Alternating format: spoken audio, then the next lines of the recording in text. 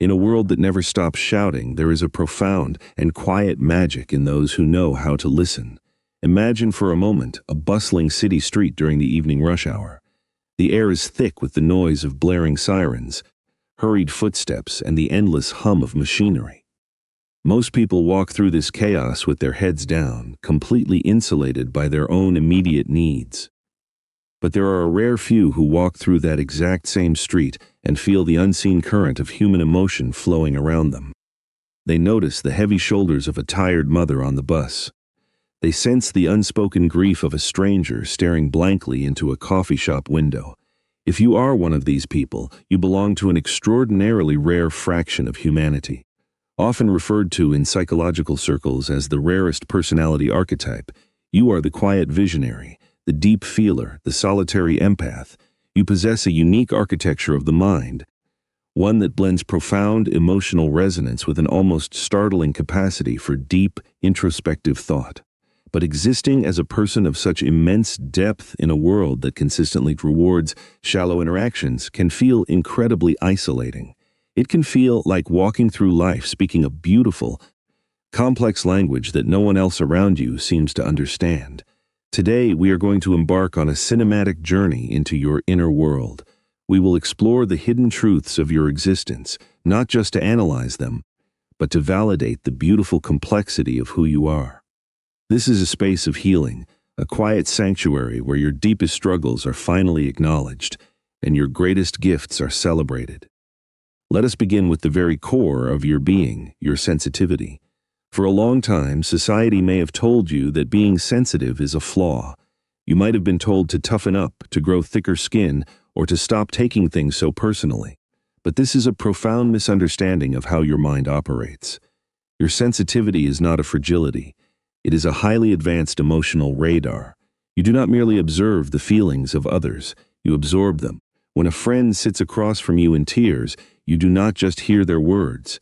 You feel the physical weight of their sorrow settling into your own chest. This extraordinary level of empathy is what allows you to heal people. It is what makes you the person others turn to when their world is falling apart. You offer a sanctuary of understanding that is entirely devoid of judgment. However, this magnificent gift carries a heavy toll. Imagine yourself as a sponge dropped into a vast ocean of human suffering. If you do not occasionally pull yourself out of the water to wring out the excess, you will sink beneath the surface. Emotional exhaustion is a constant shadow for someone with your level of depth. This is why the concept of boundaries must become your daily practice. Setting a boundary is not an act of coldness. It is the necessary architecture of self-preservation. You must learn to build a fortress around your own peace, allowing yourself the time to breathe, to recharge, and to simply exist without carrying the emotional baggage of the entire world on your back. This leads us to a difficult but incredibly liberating truth. You do not have to save everyone. Your heart is wired with a relentless, compassionate drive to fix broken things.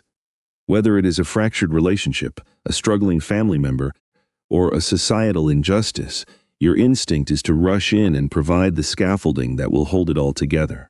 But you must look at the reality of the human condition. There are storms you cannot calm, and there are people who are not yet ready to be rescued. Recognizing your own limitations does not make you a failure, nor does it make you a selfish person. It makes you a wise custodian of your own finite energy. Think of the lighthouse on a rocky coast. The lighthouse does not jump into the violent, crashing waves to physically pull the ships to shore. If it did, it would be destroyed by the very storm it sought to fight. Instead, the lighthouse stands tall on the solid rock. It shines its beam of light brilliantly and steadily into the darkness, providing guidance for those who are willing to navigate toward it. You must become the lighthouse. You can offer your wisdom, your love, and your empathetic ear, but you cannot carry another person to the shore against the currents of their own choices. Channel your emotional resources into the spaces where they can truly take root and flourish. Let go of the impossible rescues. Sometimes stepping back is the most profound act of love you can offer, as it gives others the space to discover their own strength while preserving yours. It is time to make peace with the fact that not everyone is going to understand you. And truly, that is perfectly okay. You are a person of magnificent contradictions. You are deeply logical, yet highly emotional. You crave deep, soul-bearing connection, yet you fiercely protect your independence. You are an idealist who clearly sees the brutal realities of the world. To someone who lives entirely on the surface of life, you are a puzzle that cannot be solved. In your younger years, you likely spent an enormous amount of energy trying to dilute your own personality. You may have tried to laugh at jokes you found shallow, or participate in meaningless small talk just to avoid the painful sting of being labeled as too intense or too quiet. But true belonging is never found by abandoning yourself. The richness of your character is your greatest asset. Do not shrink yourself to fit into rooms where you do not belong. Instead, focus your energy on finding the rare individuals who speak your language. Seek out the friends who are not afraid of silence. The partners who want to dive into the deep waters of philosophy, art, and meaning with you. When you finally stop trying to be understood by everyone, you create the emotional space to be truly seen and cherished by the right ones. Your authenticity is the only compass that will lead you to your true home. There is a profound difference between being isolated and seeking solitude. For you, solitude is not a punishment. It is your sanctuary. It is the oxygen your soul requires to keep breathing. In a modern culture that glorifies constant hustle, eternal networking, and endless social availability, stepping away into the quiet can feel almost like an act of rebellion. People may misunderstand your need for time alone. They might view your retreat as a sign of depression, arrogance, or a lack of interest in them. But you know the truth. When you retreat into solitude, you are not running away from the world. You are returning to yourself. Imagine your mind as a vast, beautiful library. Throughout the day, thousands of books are pulled off the shelves by the people you interact with, the media you consume, and the emotions you absorb. By the evening, the library is chaotic. Solitude is the quiet hour where you gently pick up each book, dust it off, and place it back where it belongs. It is in the quiet that your creativity sparks. It is in the silence that you solve the complex problems that have been weighing on your heart. Do not let anyone make you feel guilty for guarding your quiet time. Embrace it fully and without apology. By allowing yourself the grace to retreat and rebuild, you ensure that when you do return to the world, you return with a full cup, ready to offer the absolute best version of who you are. Let us talk about a word that often feels terrifying to the deeply empathetic soul. The word is no. You are a natural giver. Your default setting is to accommodate, to help, and to smooth over the rough edges of other people's lives. You want to be the reliable friend, the dedicated employee, the perfect partner. Because you feel the disappointment of others so acutely, you often choose to sacrifice your own comfort rather than let someone else down. But chronic people-pleasing is a quiet poison. It drains your vitality, breeds silent resentment, and leaves you spiritually bankrupt. Learning to say no is not an act of cruelty. It is the ultimate act of self-respect. Imagine your energy as a beautiful, lush garden. If you leave the gates wide open and allow absolutely anyone to come in and take the flowers, soon you will be left with nothing but barren dirt. Setting boundaries is simply putting a gentle but firm fence around your garden. You get to decide who enters, how long they stay, and what they are allowed to take. Start small. Practice saying no to the minor obligations that drain your spirit. Practice declining invitations that feel heavy in your chest. At first, it will feel uncomfortable. You will worry that people will abandon you. But the truth is, the people who become angry when you set boundaries are the exact people who are benefiting from you having none. The right people will respect your fences, protect your peace. The pursuit of self-improvement is practically hardwired into your DNA. You are an endless student of your own mind. You analyze your past conversations, you read books on psychology and philosophy, and you are constantly asking yourself how you can be a better, kinder, more evolved human being. This lifelong dedication to growth is one of the most magnificent things about you. It ensures that you will never remain stagnant. But there is a dark side to this relentless forward motion. It is the trap of perfectionism. You hold yourself to impossible standards. If you make a mistake, if you lose your temper, or if you fall back into an old habit, your inner critic becomes incredibly cruel. You treat your life as a constant renovation project, believing that you are always broken and in need of fixing. You must understand that growth is not about achieving flawlessness. Growth is a messy, beautiful, non-linear journey. Some days you will take incredible strides forward, and other days you will stumble and fall backward. That is not failure. That is simply the rhythm of the human experience. Take a moment to look back at the mountain you have already climbed. Look at the pain you have survived, the lessons you have absorbed, and the quiet resilience you have built. You are allowed to rest on the path. You do not always have to be fixing yourself. Learn to extend the same limitless compassion and grace to yourself that you so freely give to strangers. Progress, no matter how small, is a profound victory. There is a particular kind of exhaustion that comes from being the anchor in everyone else's storm. You are the listener, the peacemaker, the counselor. Friends call you when their relationships fall apart. Family members rely on you to mediate their conflicts. Even strangers seem inexplicably drawn to your quiet energy, pouring out their life stories to you in the aisle of a grocery store. It is a beautiful testament to the safety of your presence. But we must address the silence that often surrounds your own struggles. Who checks on the person who is always checking on everyone else? Often, you do not ask for help because you do not want to be a burden. You assume that because you are so good at holding other people's pain, you should easily be able to handle your own. This is a dangerous illusion. You are human. Your shoulders can only carry so much weight before they begin to ache. It is entirely acceptable and in fact necessary to communicate your needs. You must teach the people in your life how to support you. Do not wait for them to intuitively read your mind because they do not have your gifts. Speak your truth. Say the words, "I am struggling today," or "I need someone to just listen to me for a while." Allowing others to step up and care for you does not diminish your strength. It simply deepens the reciprocal bond of your relationships. You are worthy of the exact same care and devotion that you give to the world. The way you experience love and romance is entirely different from the fast-paced swipe-right culture of the modern world. For the deep-feeling soul, physical attraction is never enough. You crave a meeting of the minds and an intermingling of spirits. You are looking for a partner who can sit in comfortable silence with you, someone who wants to discuss the meaning of the universe at 2 a.m, someone who is not frightened by the intensity of your emotions. Because your standards for connection are so profound, you may have spent long periods of your life single, or you may have endured painful relationships with people who fell in love with your light but were terrified of your depth. Do not let the loneliness trick you into settling for a shallow love. It is vastly better to walk alone beneath the stars than to sit in a crowded room feeling completely unseen by the person next to you. Guard your heart with patience. The right kind of love for you will not feel like a chaotic roller coaster of anxiety and drama. It will feel like coming home. It will be a steady, quiet, and deeply grounding force. Until that arrives, or if you have already found it, remember that your capacity to love so completely is a rare treasure.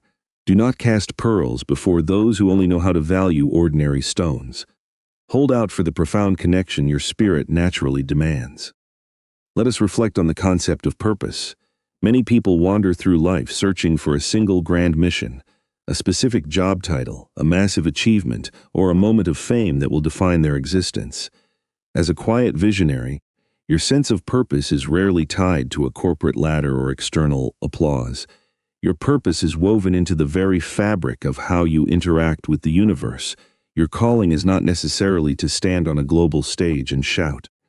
Your calling might be to create safe havens in a harsh world. It might be the art you quietly create that touches the soul of a stranger. It might be the way you raise your children with fierce, emotional intelligence. It might simply be the gentle kindness you project into your community on a daily basis. Do not measure the significance of your life by society's loud and superficial metrics of success. The unseen ripples you create every time you offer an empathetic smile, every time you choose to understand rather than judge, are actively shifting the emotional frequency of the world around you. You are a quiet architect of grace. Your daily invisible acts of love are profoundly important. Understand that your life does not need to be loud to be meaningful. Your quiet, consistent presence is a powerful force for good, shaping the lives of those you touch in ways you may never fully comprehend until the end of your days. At times, the sheer heaviness of the world can make you want to retreat permanently. You read the news, you observe the cruelty and division in society, and a deep existential sadness settles into your bones.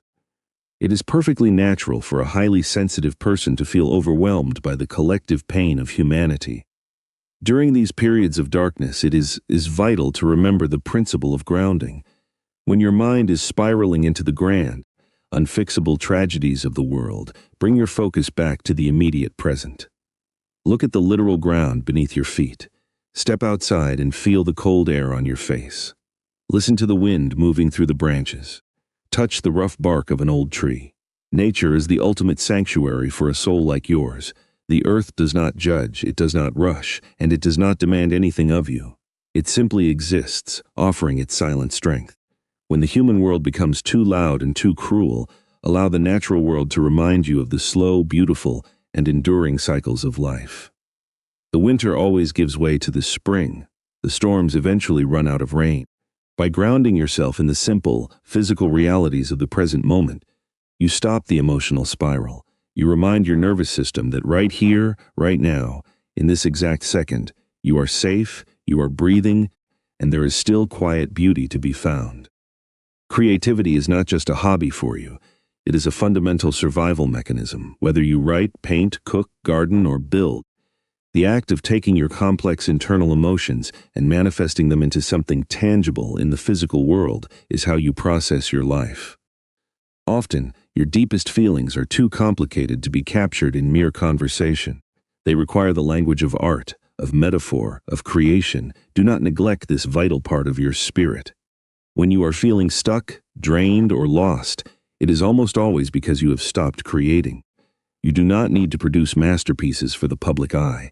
Your creativity does not need to be monetized, judged, or displayed. It simply needs to flow.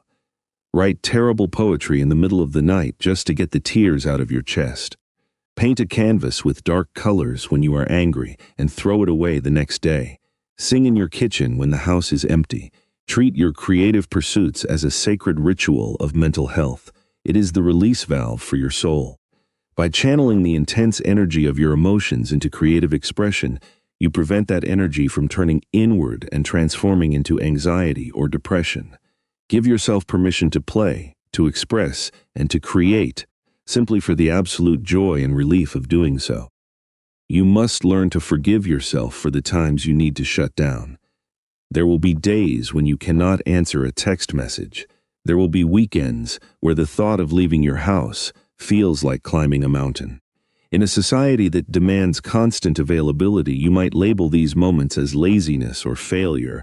You might text your friends profusely apologizing for your absence, feeling a deep sense of guilt for dropping the ball. Please, drop the guilt. Your psychological battery operates differently. When a machine overheats, it shuts itself down to prevent permanent damage to the engine. Your mind does the exact same thing. These periods of withdrawal are not a character flaw. They are a biological and emotional necessity.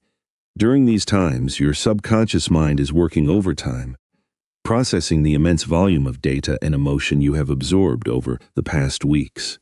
Honor the shutdown. Wrap yourself in a blanket, turn off the notifications, and stare at the ceiling if you need to.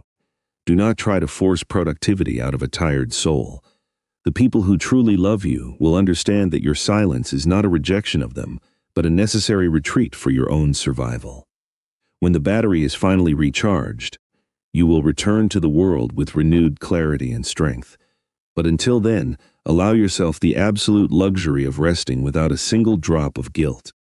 We arrive now at the most profound and transformative truth you will ever need to hear. It is a simple phrase, but it holds the power to completely rewire your heart. You are enough, not because of how much you sacrifice for your friends, not because of the deep, insightful advice you give, not because of your relentless pursuit of personal growth. You are deeply, entirely, and completely enough simply because you exist. Take a deep, slow breath and let the weight of your own impossibly high expectations fall from your shoulders. You do not have to earn your space on this earth by fixing everyone around you. You do not have to be perfect to be worthy of profound love. Your gentle heart, your quiet strength, your beautifully complex mind, these are not things you need to justify to anyone. In a harsh, fast, and often careless world, your existence is a quiet miracle. You bring a depth of compassion and a clarity of vision that this world desperately needs, even when the world forgets to say thank you. Rest in the knowledge of your own inherent worth. Continue to dream bravely, love deeply, and retreat into your quiet spaces when you need to. Protect your beautiful soul, for it is rare, it is precious, and it is entirely enough. May you find profound peace on your journey. We leave you with this final thought. Keep shining your gentle light. The world is better because you are in it.